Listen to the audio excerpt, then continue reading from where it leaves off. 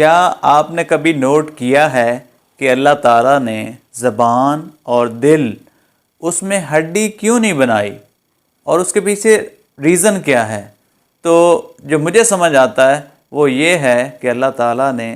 ہماری زبان اور دل میں ہڈی اس لیے نہیں بنائی کہ ہڈی جس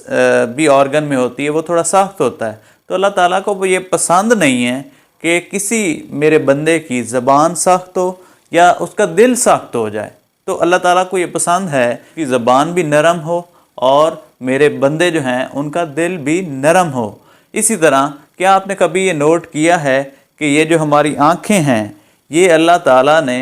ہمارے بلند حصے پر کیوں لگائی ہیں؟ یعنی اگر سپوز ہماری آنکھیں جو ہیں وہ ہمارے ہاتھوں پر ہوتی یا ہمارے پیٹ پر ہوتی یا ہمارے ٹانگوں پر ہوتی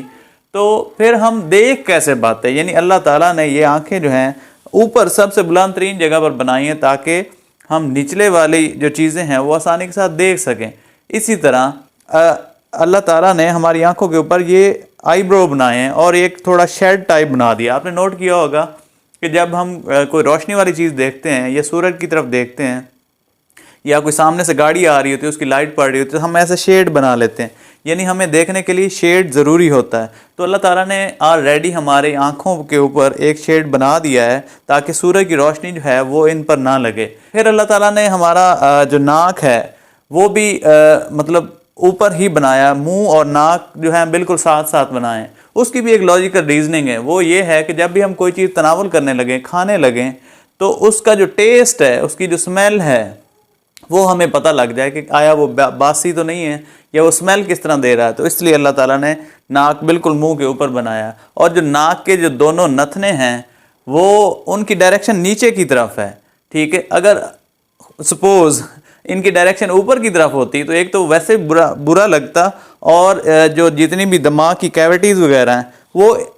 خارج کیسے ہوتی، وہ نیچے کی طرف آسانی سے خارج ہو جاتی۔ اس لیے پھر اللہ تعالیٰ نے ہمارے جو دانت ہیں وہ اگلے والے جو ہیں وہ شارپ بنائے ہیں تاکہ ہم کسی چیز کو کاٹنے کے لیے استعمال کر سکیں، اور پچھلے والے جو ہیں وہ چوڑے بنائے ہیں تاکہ ہم ان چیزوں کو چبا سکیں۔ تو پھر اللہ تعالیٰ نے ہمارے جو ہونٹ ہیں وہ منہ کے اوپر ہی اس لیے بنائے ہیں تاکہ ہمیں بولنے میں آسانی ہو، اور ہونٹ جو ہے وہ منہ کا دروازہ ہیں تاکہ ہم منہ کو بند کر لیں جب بند کرنے کی ضرورت ہو۔ اور بہت سارے الفاظ ایسے ہوتے ہیں جن کی ادائیگی بھی ہونٹوں کے ذریعے ہی ہوتی ہے، تو ہونٹ بھی جو یہاں پر اللہ تعالیٰ نے بنائے ہیں وہ بھی بہت ہی مطلب سوٹیبل، یہی ہمیں سوٹ کرتے تھے۔ پھر ہمارے جو ماتھے پر یہ جو رنکلز پڑتی ہیں یہ بھی لاجیکل ہیں، یہ بھی وداؤٹ ریزن نہیں ہے۔ ان کی ریزن یہ ہے کہ جب ہمیں پسینہ آتا سر سے ڈائریکٹ نیچے،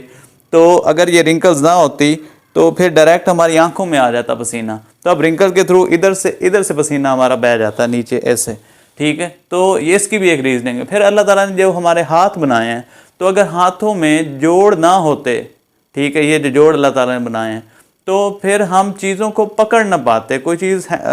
کو اس پر ہولڈ ہمارا نہ ہوتا، ایسے فلیٹ ہوتے۔ پھر آپ نے نوٹ کیا ہوگا کہ وہ والے جانور جن کی ٹانگیں بڑی ہوتی ہیں، ٹھیک ہے، تو ان کی گردن بھی بڑی ہوتی ہے۔ اگر مثال کے طور پر اگر کچھ جانور جن کی ٹانگیں، اگر زرافہ لے لو، اس کی ٹانگیں تو بڑی ہوتی ہے اور سر اس کا چھوٹا ہوتا دوسرے جانوروں کی طرح، تو پھر وہ پانی کیسے پی پاتا؟ اسی طرح جیسے بگلا وغیرہ ہے، تو اگر اس کی ٹانگیں جیسے بڑی ہیں تو اس کی گردن بھی اللہ تعالیٰ نے بڑی بنائی ہے۔ جتنے بھی پرندے ہیں ان کی اللہ تعالیٰ نے چونچ بنائی، کیونکہ پرندوں نے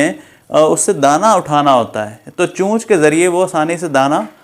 اٹھا سکتے ہیں، اور اسی چونچ کے ذریعے پھر اپنے بچوں کو انہوں نے فیڈ بھی کرنا ہوتا ہے۔ تو اگر چونچ کی بجائے ان کا فلیٹ ایسے منہ ہوتا تو پھر ان کو دانہ اٹھانا مشکل ہو جاتا۔